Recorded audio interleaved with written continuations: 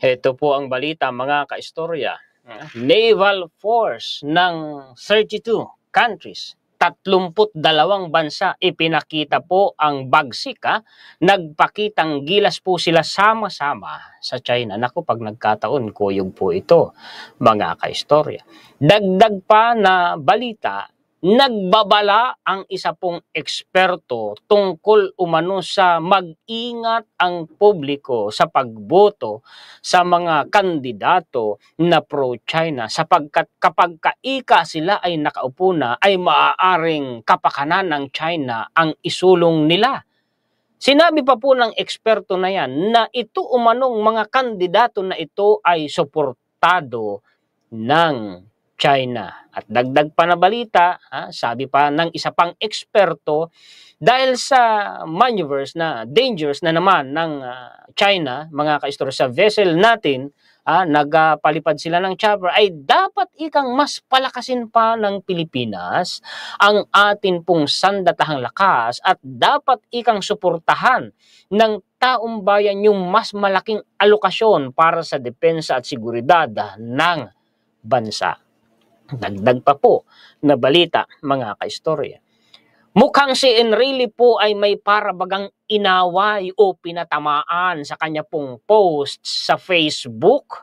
Ang kanya pong pinatatamaan ay yung mga bumabanat kay Presidente BBM na ang sabi niya, mga bayarang dila umano. Aba, kung gano'n, sa madaling sabi, mga trolls na bayaran para atakihin ang presidente. Ano sa palagay ninyo, mga kaistorya? Yan po ang mga balita at impormasyon na maibabahagi sa inyo ngayon ng inyong lingkod. Pakishare po at pakilike, at sa mga bagong viewers po natin, kung gusto ninyo ang ganitong klase po ng content, ay maaari po kayong mag-subscribe. Konting patalastas lamang po sa mga naghahanap po ng mura. Promise, mura talaga kaysa sa iba. Di kalidad po na hollow blocks dyan po sa bandang Butulan, Kabanggan at Iba, Zambales ay sa 7 Brillantes na po kayo bumili. Kontakin lamang ninyo sila dyan sa kanilang contact number na yan. Screenshot na lamang po ninyo. Kung sasabihin ninyo sa kanila na kayo po ay nirefer ni Juan Historiador, ay may diskwento kayo bukod sa masumura. No, mga kaistorya. Ang kanilang lokasyon po mga kaistorya sa Barangay Baton Lapok, Butulan, Zambales along Paitan Road. Yun pong papunta po sa Camara or Taugtog. Malapit lamang po yan sa Triangle Intersection bago dumating po sa Butulan na proper. Okay, tuloy po tayo sa ating talakayan. Pasensya na po sa kaunting patalastas mga kaistorya. Heto na po, babasahin ko. PH Navy joins 31 countries in joint exercises Bali. So sa total mga kaistorya, 32 bansa kasama ang Pilipinas, yung kanilang mga naval force nagsama-sama, nagkaisa. Mga kaalyadong bansa natin yan, mga kaistorya. Ang ganyang klase po ng exercises, maritime drill or maritime exercise, ay naghahatid po yan ng malinaw na mensahe sa China. Kukuyugin siya pag nagkataon. Sige, iporsyo mo ang pagkagahaman mo. Sige, ikaw ay manugod at manggira. Ewan ko na lang kung ano ang mangyari sa iyo. The Philippine Navy on Sunday joined 31 foreign navies in the 5th multilateral naval exercise Komodo 2025 in Bali, Indonesia. Aba, ganon ay napakarami pala nito mga kaistorya. The Philippine Navy also took part in the International Maritime Security Symposium at the Westin Hotel in Bali. Ayun, hindi ko na ito patatagalin pa mga kaistorya para hindi po nakakainip dahil meron pa pong mga mas exciting po na mga references na ipapakita sa inyo ang inyong lingkod. Ito na. ABS-CBN.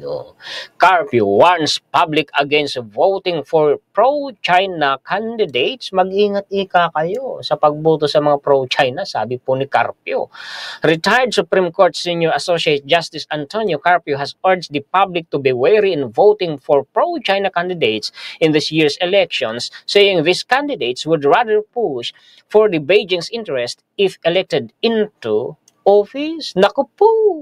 Aba, ay mukhang may laman ang babala po ni Carpio mga kaistorya. Kayo ikang mga botante, mag-ingat kayo sa paghalal sa mga kandidato na pro-China dahil pag yan ay nakaupo na, ay maaaring ang isulong ng mga yan ay ang kapakanan o interest ng China. Aba, kayo, ano po sa palagay ninyo at anong masasabi ninyo mga kaistorya? Habang tayo nagbabasa at nagdi-discuss ay comment po kayo. Ano po? Carpio without naming persons, said that these candidates have China's financial backing. Ay nakapo, ito ikang mga kandidatong ito, suportado ng pera ng China. Pera yan kasi financial yung binabanggit to. Nakapo! Aba, Sir Carpio, gaano po kayo kasigurado dyan? Magagalit dyan ang mga, kuha nila, magagalit sila dyan sa iyo. China, he said, might also be fueling disinformation online to further divide the public. Ay, totoo yan. Hindi lang si Carpio ang nagsabi niyan. Actually, ang inyong lingkod, mga kaistorya, isa ako sa mga tumalakay sa content, gumamit tayo ng lehitimo referensya na ito ngang si China gumagamit ng disinformation campaign. Black propaganda yan, mga ka-story. Sabi pa nga doon sa reference na yun, kung hindi ako nagkakamali sa pagkakatanda ko, Philippines is the perfect target for China's disinformation campaign.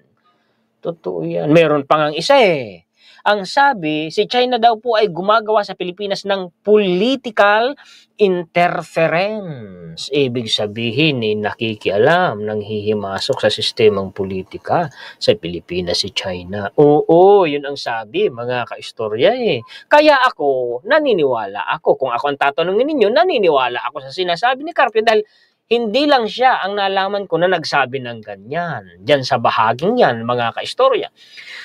This election is not purely about internal politics, about internal matters. Hindi lang ito tungkol sa panloob na usapin ng Pilipinas. Hindi lang ito sa sistemang politika ng Pilipinas, politikang panloob.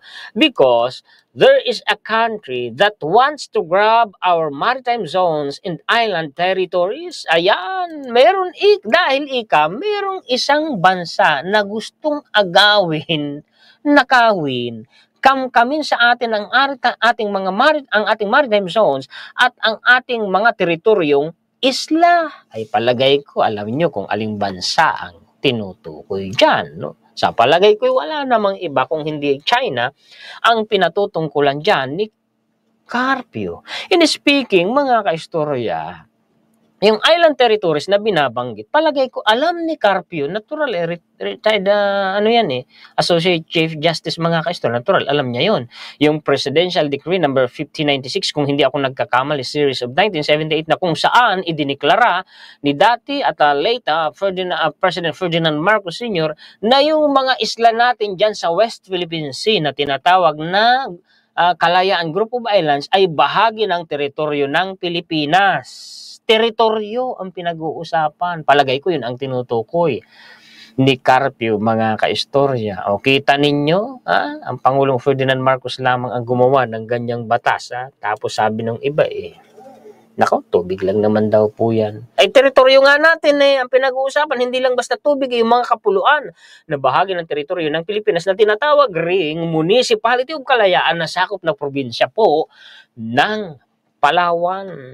So, we should be careful not to vote for Manchurian candidates. Yung Manchuria, mga kaistorya, yan ay dating imperyo kung hindi ako nagkakamali. Yan po ang pinagmulan ng bansang China. So, ang binabanggit dito, mga kaistorya, ay yung mga kandidatong mga maka-China.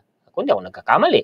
Candidates who will do China's bidding, Carpio said in a statement released by Strat-based AGR Institute. Kita ninyo, mabibigat ang mga binitawan dito ni Carpio They can come out with their own social media campaign, the former Supreme Court magistrate said, as we have seen in the recent past, that there have been candidates who, when they won, were favoring China against our national interest. Yung isa nga nakipagtalo pa kay Professor Batong Bakal sa sesyon ng Senado. Aba, ito ang aking obserbasyon at opinion sa loobin Carpio also said the West Philippines could be at stake if pro-China candidates would win in this year's poll. Ayan na nga ang sinasabi ko.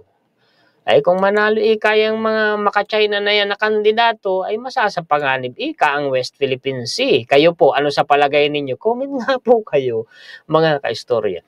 Those who are pro-China, tingnan nyo, literal na binanggit yung termino, they can give campaign funds to. Ganon. China, tingnan China, literal na binabanggit. That's usually what other countries do if they want to destabilize a certain state. So sa palagay, sa pagkakaalam ni Carpio, ay gustong i-destabilize tayo ng China. I expect China to do that. O kita ninyo mga kaistorya, once elected, they will say the Philippines has no right to name the West Philippine Sea as West Philippine Sea. Yan nga ba? Yan ang nakakatakot. Pag nanalo ika yung mga pro-China candidate na yan, ay sasabihin nila ika, walang karapatan ang Pilipinas na pangalanan yung West Philippine Sea na West Philippine Sea. Yun na nga tayo eh. Ay ang majority ng mga Pilipino, ayaw po na yung West Philippine Sea ay iniiwanan sa ere. Ang gusto po ng mga Pilipino, mga kaistorya, ay ipaglaban ang West Philippine Sea. Ito pa, dagdag pa ni Carpio.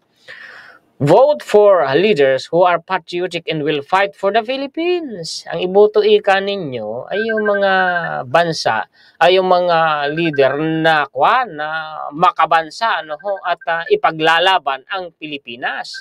At so leaders must stand firm in defending what is rightfully ours.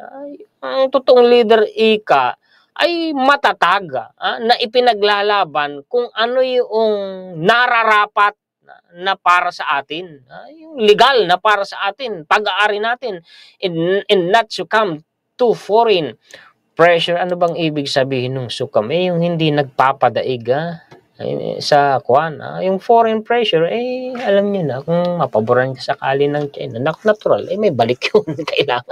Kailangan mong, kumbaga, magbayad ka ng ibalik mo sa kanila yung pabor na naibigay nila sa iyo. Otherwise, ipipressure ka nila. Yun ang pagkakaintindi ko. Sa sinabi po ni Carpio, the West Philippine Sea is a vital part of our national identity. Hindi lang identity. Economy and security, hindi lang.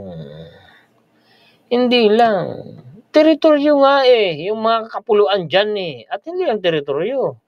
Kinabukasan, ng sambayan ng Pilipino, ano pa? Kabuhayan, kayamanan, diba?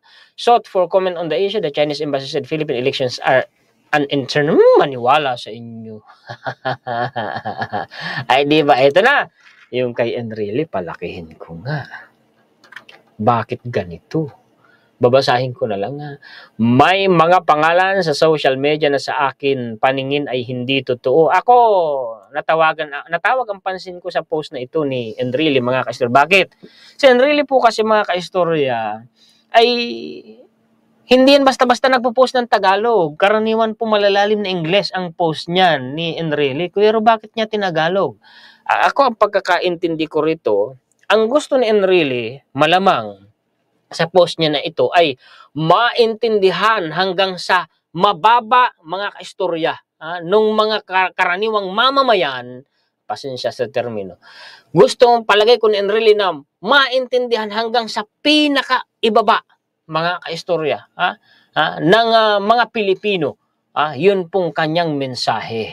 Oo, kasi aminin naman po natin, mga kaistorya, na totoo po na maraming Pilipino ay hindi nakakaintindi ng Ingles. Mga kaistorya, paano yan? Lahat ng mga Pilipino may mga karapatan sa impormasyon. Kapag ang post kasi English, nagiging unfair. Kaya nga ako minsan, kaya nga ako nabanggit ko minsan, mga kaistorya, na yung mga teksto sa saligang batas ng Pilipinas, pakiramdam ko parang unfair sa mga Pilipino na hindi nakakaintindi ng Ingles. Bakit? Lahat tayo may karapatan sa impormasyon. Bakit Ingles ang nasa konstitusyon? Pwede naman Tagalog. Di ba yung mga batas ng Pilipinas, bakit Ingles? Paano maiintindihan ng mga karaniwang mamamayan Pilipino yan? Di ba? Sana may magsulong man lang na mambabatas na isalin yan sa Tagalog para maintindihan ng lahat ng mga Pilipino. Hindi lang naman pwedeng ang makaintindi lang yan ay yung mga may pinag-aralan, di ba? Unfair, di ba, mga kaistorya? nabanggit ko lang, saloobin ko lang naman, ano, ituloy natin. May mga pangalan sa social media na sa akin na paningin ay hindi totoo or fake. Tao ang sinasabi nila ay si Presidente BBM daw ay bangag, adik, magnanakaw, weak, incompetent at trasabante. Pinakabulok na naging presidente ng bansa natin at mga iba pang paninira sa kanya. Bumabaga ang galit nitong mga ito sa kanya. Ang obserbasyon ko ay lahat nitong mga sinasabi nitong mga fake na ito ay pawang pamulitika lamang at paninira nila sa presidente dahil hindi sila pinapansin ni President BBM. Ang tingin ko ay mga troll. Itong mga ito, sa Ingles, thanks for pay o binabayarang dila. Ganon. Kaya Y effect sila sa mga matitino na mamamayan. Sa totoo lang, marami ang naiinis sa kanila. Exactly. At sa kanilang mga amo. They belong to the so-called AC/DC crowd. Kaya sila ay dakdak ng dakdak. Ngunit wala naman pumapansin at sumasang-ayon sa kanila. Kundi sila lamang. Ano yun? Sila na lamang nag-uutuan. They are experts in spinning, concealing, lying, and fear-mongering with very thin following. They are noisy but very ineffective. A lie repeatedly spoken becomes their truth. Pero ingat pa rin tayo. Mga kaistorya, may kasabihan, tatagalugin ko na ha. Mas mabilis kumalat sa mundo ang kasinungalingan kaysa sa katotohanan. Totoo yan. At mas pinagpipiestahan ng sambayan ng Pilipino ang chismis-chismis kaysa katotohanan. Totoo yan, kaya ingat pa rin tayo, mga kaistorya. Ano po? Eto pa. Manila told to beef up defense after Chinese Navy dangerous maneuvers. Anong sabi dito? The Philippines must beef up its military modernization program and build its ties with other countries after a Chinese Navy helicopter endangered the safety of a Philippine government aircraft patrolling a disputed shoal in the South China Sea. Analysts said at the weekend, dapat bilisan natin, palakasin pa natin ang sandatahang lakas natin. Mabuti na lang sa administrasyon ni PBBM. Tinutugunan niya. Nasa third horizon na po tayo ng modernization of the armed forces of the Philippines. Aprobado na nga ni PBBM yung pagbili natin ng mga multi-role fighter jets. Sumigit kumulang 40. At meron na pong nasa linya na naunaan from South Korea. Pwera pa yung multi-role fighter jets. At kailan lamang din ay sinabi po ng ating armed forces, mga kaistorya, na bibili tayo ng 2 submarine. Ay salamat sana sa lalong madaling panahon ay matuloy po iyan. It is now totally necessary for our political leaders to display a stronger resolve towards beefing up our national defense capabilities. Dito kaya sa political leaders na ito ay kasama yung mga pro-China. Ano sa palagay ninyo, mga kaistorya? Importante na palakasin pa natin ang kakayahan nating depensahan ang sarili natin, ang ating bansa. Kaya lang susuporta kaya dyan yung mga pro-China, mga kaistorya. It will also mean convincing taxpayers to support a bigger allocation for defense and security in the national budget. Dapat ay hikayatin ang mga taong bayan na binabanggit yan kasi taxpayers, mga kaistorya. Sasabihin, hindi ako nagbabayad ng tax sa BIR. Hindi. Basta ikaw ay consumer, actually kahit nga lang sumakay ka ng jeep, nagbabayad ka na ng tax. Bakit? Ayun pong ginamit nung jeep para mapaandar yung makina niya, yung gas, may tax yun. Pag nagbayad ka ng pamasahe mo, isa ka na sa nagbabayad ng tax. Bumili ka ng bigas, nagbabayad ka na ng tax. So, taong bayan ang binabanggit yan. Importante na hikayatin ang taong bayan na suportahan ng mas malaking budget.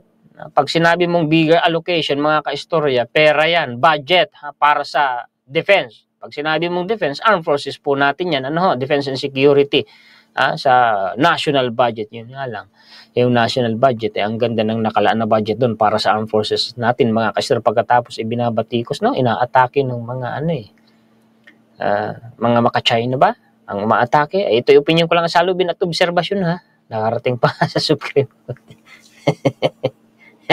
Ewan! Mga kaistorya, kaya kayo ingat Ingat, suportahan natin ang ating gobyerno. Mahalin natin ang Pilipinas. Huwag ang China, Ngayon, dun sa mga nagsasabi na bumabatikos pa, ha? Naku, iwan na daw ng Amerika ang Pilipinas kasi nga daw po mga kaistorya ay prinis ni Trump yung foreign aid sa iba't ibang bansa. Ipapaano yung security aid ng Amerika sa Pilipinas. Naku, ito yung pangkontra natin mga kaistorya. No? Kaya nga paninindigan natin, doon lang tayo sa tama at totoo. Just in, Philippine Ambassador to the US, Jose Manuel Romualdez says the Philippines is pleased, natuwa ang Pilipinas with the Trump administration's reported decision to exempt some $336 million for the modernization of the Philippine security forces in its foreign aid freeze. Exempted ang Pilipinas sa foreign aid freeze ni Donald Trump. Nananatili ang halaga na yan. 336 million para po yan sa modernization ng Philippine security forces. The envoy has yet to confirm if the US has notified the Philippine government about this development. We are pleased with this development, another significant sign that our strong partnership and alliance with the United States remains intact. Naniwala na kayo na hindi pwedeng iwanan ng Amerika ang Pilipinas. Hindi pwedeng layasan nila ang Pilipinas. Naku, pipilayin nila ang sarili nila. Laki-laki ng pakinabang nila sa atin. At ang laki din ng pakinabang natin sa kanila. Ito pa, dagdag na balita, mas maraming aircraft i-deploy ng BIFAR sa West Philippine Sea. Yan yung tugon ng gobyerno natin. Ay salamat naman. Nag-deploy ang BIFAR ng mas maraming aircraft sa WPS. Kasunod na rin ang itinuturing nilang pinakamapanganib na aksyon ng Chinese military sa Baho de Masinloc. Ayon kay PCG spokesperson for WPS Commodore J. Tariela, si Idol, kamakalawa ng umaga ay nagsagawa sila ng Maritime Domain Awareness Flight sa Kalayaan Island Group. Sa Municipality of Kalayaan, kabilang po dyan ang Pag-asa Island bilang tugon sa agresibong pagmaniobra ng People's Liberation Army Navy.